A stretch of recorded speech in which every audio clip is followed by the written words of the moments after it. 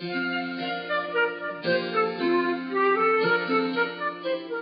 province of South Australia was created by an Act of the British Parliament in 1834.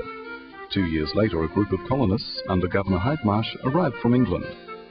From the beginning, there were land troubles.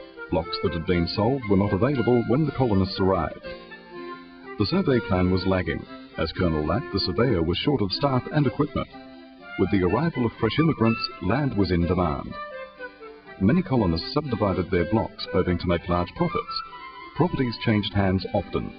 Each time land was sold, a deed of conveyance had to be prepared. South Australia had inherited the English common law system, by which records of land transactions such as deeds, mortgages and leases accumulated. All these were needed to prove ownership or title to the land. A good title depended on a succession of indisputable documents.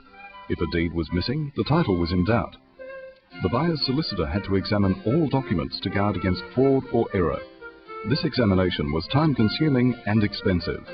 Solicitors' bills often amounted to more than the cost of the land. Moreover, the examination was not certain, as some documents were unreadable and others could not be found at all. If a person turned up with a better claim, the buyer could lose his or her money and the property.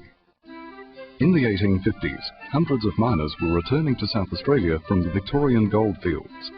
They too wanted to buy land, and the demand increased.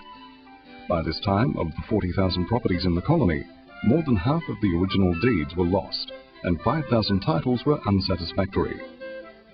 In 1852, Robert Richard Torrens was made Colonial Treasurer and Registrar General.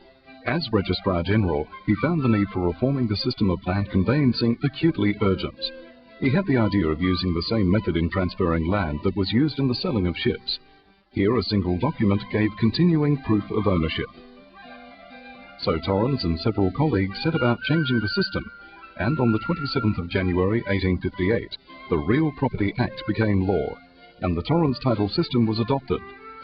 All land granted by the Crown from the 1st of July 1858 has automatically been under the system. Land that had been granted before that date can be brought under the Real Property Act.